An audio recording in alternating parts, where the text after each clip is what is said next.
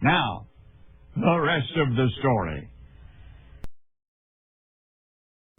Alright, welcome back to the rest of the story. As I sit here petting Calvin because he got a bath tonight and he's kind of resenting me for it. So I gotta get back on his good side.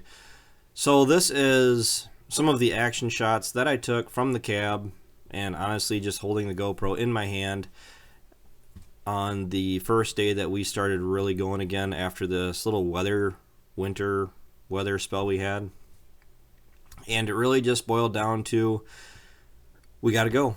Enough is enough. And if we can be harvesting, at this point, if it's worth harvesting and we're not going to destroy anything while doing it, we're going to. And as you can see, it's a winter wonderland outside, but there is no snow on the plants.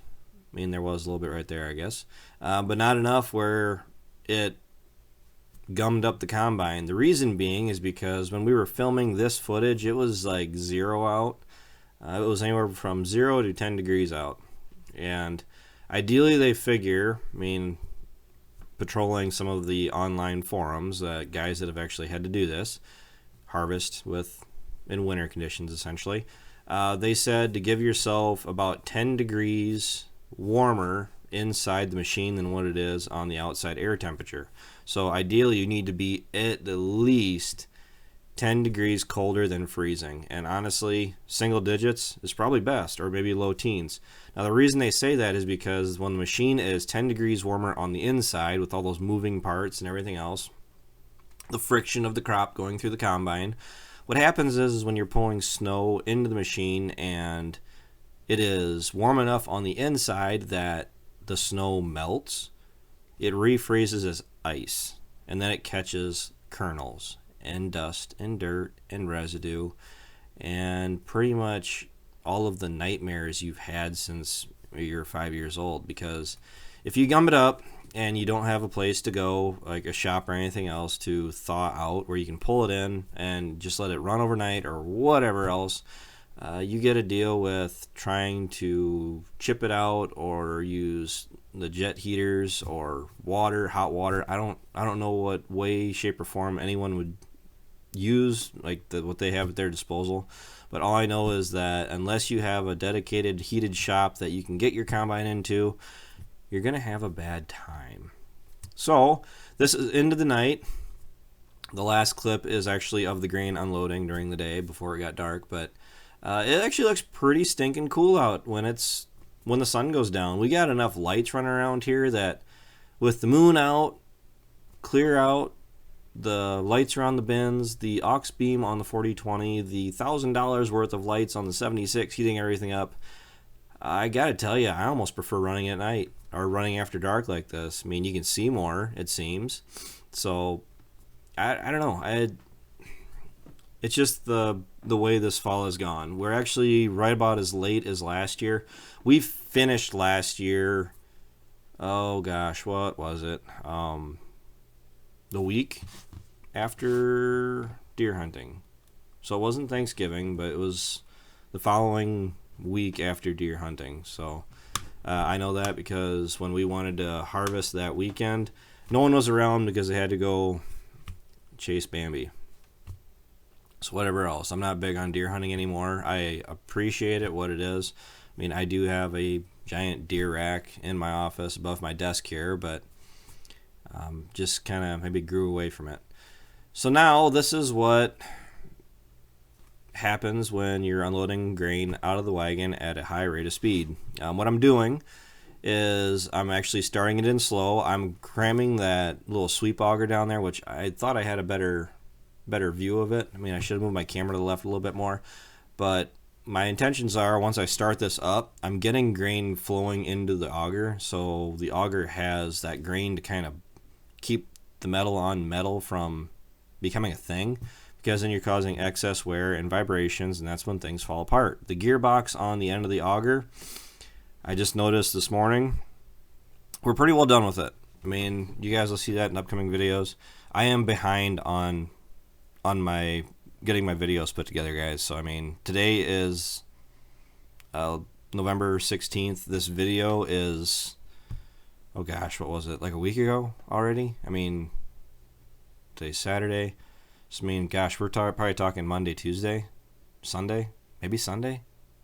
I don't even know anymore. It's just one big beating. Everything is just kind of clumped together. But the corn, once you get it going, flowing properly, what I do is I start off at an idle, and then as it's flowing into the auger, and the auger actually really gets bogged down and filled up with grain flowing through it, I actually gradually, I don't just grab the throttle and ram it right to wide open, because I like to do a steady increase and a steady decrease in the engine speed and the power takeoff speed, so that auger isn't getting jerked back and forth, because what happens is that you break the shear pin in the power takeoff.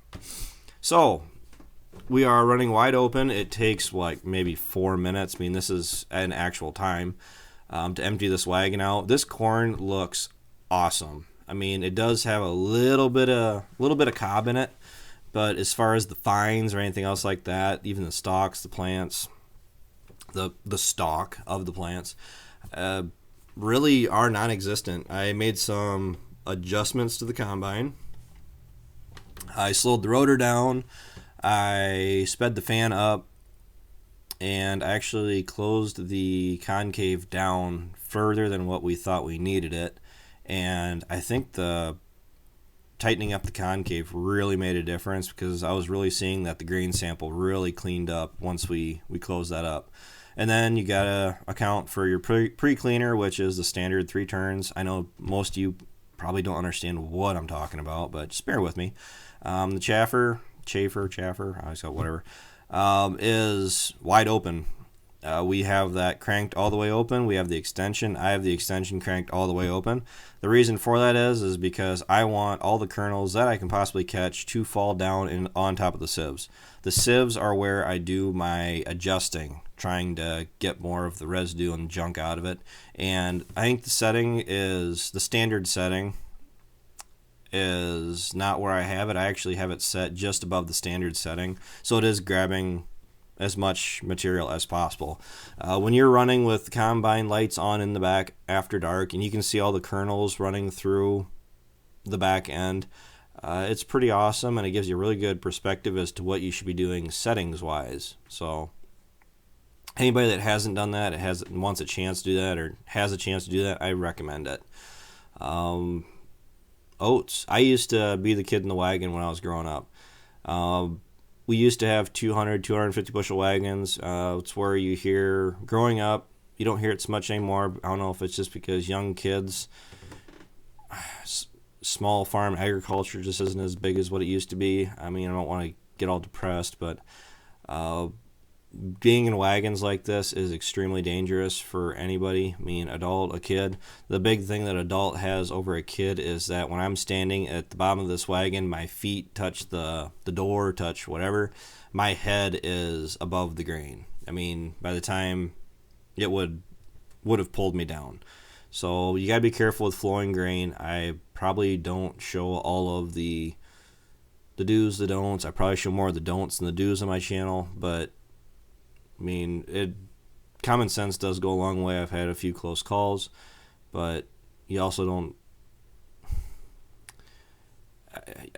I better just avoid that subject altogether. So the corn is flowing really well, but you're going to notice that once this wagon is emptied out, I am not going through and cleaning out every little kernel that's in it, because I am rocketing right back out to the field, and I'm getting this wagon filled right up again. Andrew was so kind to come out and help us, and that actually kept us running. We ran until 1 a.m. We started at 1 in the afternoon, and we got this bin right around half full, so it's just pretty good for getting started later than we wanted to in the first place. So I don't know. We were pretty dang efficient here the last few days, and I'm hoping you guys kind of get a view of what everything's going on. But right now, as I said, I'm doing everything backwards. I just did to start it. I'm slowing the auger down. I'm actually not running it out completely. I'm just actually watching the auger to raise back up out of the bin, because when it is full of corn, it does settle. So going through, closing the door, securing the slide, and then This sweep is so nice because all you got to do is pull it back really simple like it. I made it look a lot worse than what it really is, and there you are. So until next time, take care, take it easy, keep in touch.